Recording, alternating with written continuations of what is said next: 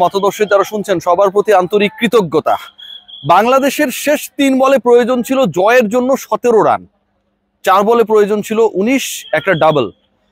বাংলাদেশের শেষ 3 বলে স্ট্রাইকে তাসকিন আহমেদ তৃতীয় বলটায়, মানে শেষের 3 বলের তৃতীয় বলটায় তিনি ছক্কা মারলেন।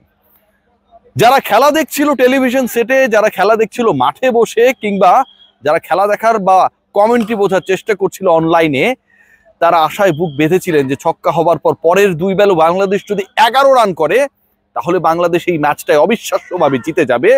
আর যদি একটা 4 একটা ছক্কা মারে 10 রান করে তাহলে ম্যাচটা আরো একবার ট্রাই হবে, আর এই টাইটা হবে ওয়ানডের পর টি20-তে। তাসকিন আহমেদ ছক্কা মারলেন, হিট উইকেটে আউট হয়ে গেলেন। বাংলাদেশ দলের আজকের এই ম্যাচ দেখার জন্য শেষ পর্যন্ত দর্শকরা অপেক্ষা করেছে। শেষ পর্যন্ত বাংলাদেশ জিততে পারে কিনা, শেষ পর্যন্ত বাংলাদেশ অসম্ভবকে সম্ভব করতে পারে কিনা, শেষ পর্যন্ত টপ 5 ব্যর্থ হবার পর মিশন ইম্পসিবলে টম ক্রুজের ভূমিকায় কাউকে পাওয়া যায় কিনা, সেই অপেক্ষা নিয়ে টেলিভিশন সেটের সামনে আর মাঠে দর্শকরা অপেক্ষায় ছিলেন। শেষ পর্যন্ত সেই অপেক্ষার পালা শেষ হয়েছে ওই তাসকিন যখন হিট উইকেটে আউট হয়ে গেলেন। বাংলাদেশের 16 রানের পরাজয়, বাংলাদেশের 165 করা টার্গেটে 149-এ গুটিয়ে যাওয়া, বাংলাদেশের 57 রানে 5 উইকেট হারানোর পরেও শেষ 5 ব্যাটারের লড়াই এবং তাদের 92 রান অ্যাড করা একটা বার্তাই দিয়েছে। শুরুর 5 ব্যাটার যখন আলগা ব্যাটিং করেন, যখন উইকেট ছুড়ে আসেন, যখন নাথিং শট খেলে আউট হয়ে যান, রেসপন্সিবিলিটিকে রিল্যাক্টেন্সে পরিণত করেন, ঠিক তখন শেষের 5 ব্যাটার লড়াইটাকে জিইয়ে রাখেন। টেলিভিশন সেটের সামনে টিআরপি বাড়ানোর জন্য ব্রডকাস্টারদের বাধ্য করেন, দর্শককে বাধ্য করেন টান টান উত্তেজনাকর এই ম্যাচটা দেখার জন্য। কখনো নাসুম আহমেদ, কখনো তানজিম সাকিব, কখনো তাসকিন আহমেদ কিংবা রিশাদ হোসেনরা।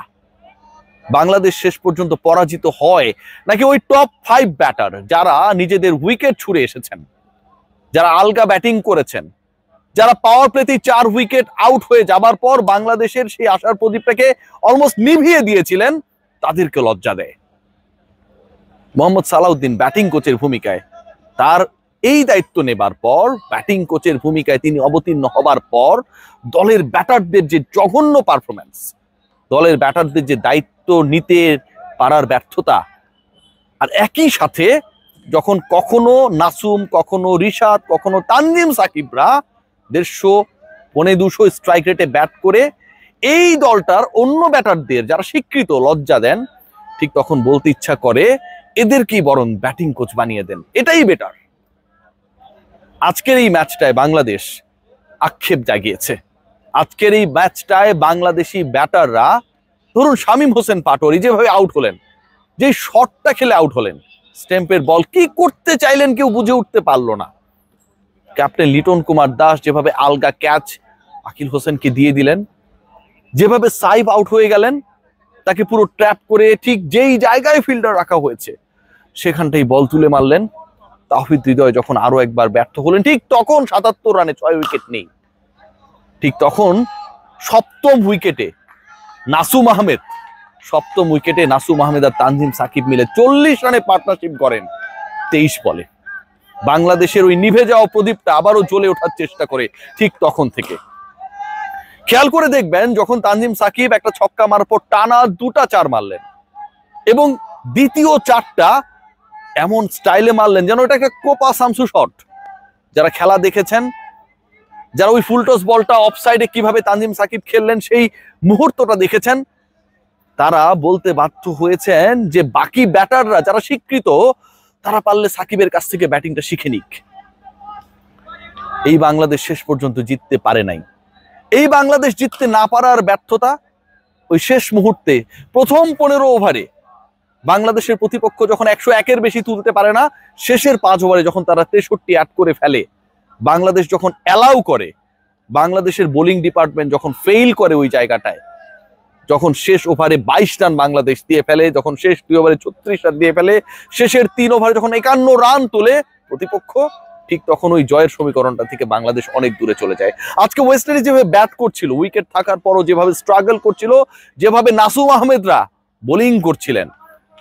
চিন্তা করতে পারেন যে একটা ম্যাচে প্রায় 170-এর কাছাকাছি স্কোর দাঁড় হয়েছে, নাসুম তার 4 ওভারে স্পেলে দিয়েছেন মাত্র 15 রান, 13 বলে ব্যাট হাতে করেছেন 20 রান। আশা জাগানো সেই নাসুম আহমেদরা সেই আশাটাকে শেষ পর্যন্ত ধরে রাখতে পারেন না, যখন শেষের 5 ওভারে 64 রান অ্যাড হয় বাংলাদেশের এগেনস্টে। অথচ বাংলাদেশ ঠিক একই ধরনের ব্যাটিংটাই করলো, কিন্তু ব্যাটিংটা করলেন যারা, ঠিক তারা আমার স্বীকৃত কোনো ব্যাটার না। 3 উইকেটে উইন্ডিজ যে স্কোরটা দাঁড় করিয়েছে, বাংলাদেশ তার কাছাকাছি যাবার ক্ষেত্রে অল আউট হয়ে গেল। বাংলাদেশ তার কাছাকাছি যাবার ক্ষেত্রে শেষ ওভারে 17 রানের ইকুয়েশন যখন মেলানোর দ্বার প্রান্তে, ঠিক তখন বাংলাদেশ এমন একটা অবস্থায় যখন তাদের হাতে মাত্র একটা উইকেট। এই পরাজয়ের দায়টা আসলে কার?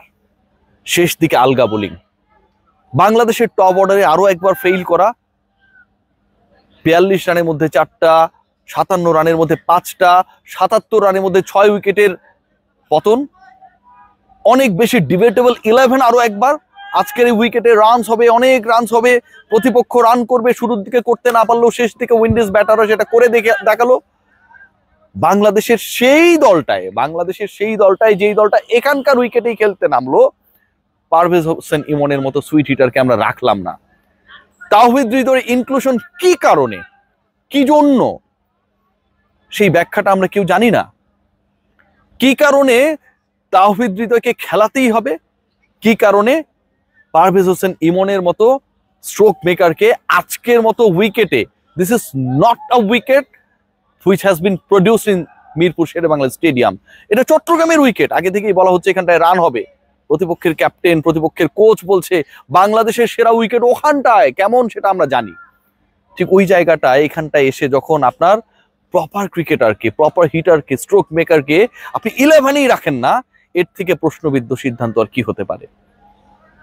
তানজিম সাকিবের ওই ওভারটা 22 রান হয়ে গেল, 3টা ছক্কা খেলো বাংলাদেশ, বাংলাদেশকে ডুবিয়ে দিল। লিটন কুমার দাস যখন পার্টনারশিপ করার সময় এসেছে, তখন সে আলগা শটটা খেললেন। একমাত্র তামিম যেই শট খেলেছিলেন এবং যে অতি মানবীয় ক্যাচ নিয়ে তাকে ফেরানো হলো, রোমারিও শেফার্ড যে ক্যাচটা নিলেন, ওটা ছাড়া বাংলাদেশের প্রত্যেকটা উইকেট, ব্যাটিং ডিপার্টমেন্টের যে 6 জন ব্যাট করেন তার 5টা উইকেট জাস্ট বিলিয়ে দেয়া। নুরুল হাসান সোহান ফিনিশিং এ ব্যর্থ হয়েছেন, টিকে থাকতে ব্যর্থ হয়েছেন। শামীম হোসেন পাটোয়ারি যে ক্রাইম করেছেন, পরের ম্যাচে যদি তাকে বাদ দেওয়া হয়, ড্রপ করা হয়, বলার কিছু থাকবে না। তাওহিদ হৃদয় যাকে খেলানোর জন্য আপনি আপনার প্রপার ওপেনিং পেয়ারকে শেষ পর্যন্ত ভেঙেছেন, তামিম ইমনের ওই পার্টনারশিপটাকে গড়ে তোলার ক্ষেত্রে চিন্তা করেছেন যে আজকে ওকে বাদ দিয়ে সাইফকে ওপেনিং এ খেলিয়ে দিই, সেই তাওহিদ হৃদয় আজকে আস্থার প্রতিদান দিতে আরো একবার ব্যর্থ হলো। বাংলাদেশের সম্ভাবনা শেষে গিয়ে শেষ হয়ে যায়। আজকে যে সম্ভাবনা জেগেছিল, শেষ পর্যন্ত বোলাররা যে লড়াইটা করলেন, শেষ পর্যন্ত নাসুম, শেষ পর্যন্ত তানজিম সাকিব, রিশাদ হোসেন, তাসকিন আহমেদ, মুস্তাফিজুর রহমান, এই 5 জন ব্যাটার যেভাবে ব্যাট করে বাংলাদেশের ইনিংসে শেষের 5 জন 92 রান অ্যাড করলেন, এটা কি বাংলাদেশের উপরের ব্যাটারদের লজ্জা দেয়? আসলে কি দেয় নাকি দেয় না? তাদের উপর তো ছাতা হয়ে আছেন মিস্টার এস। সবাই ভালো থাকবেন।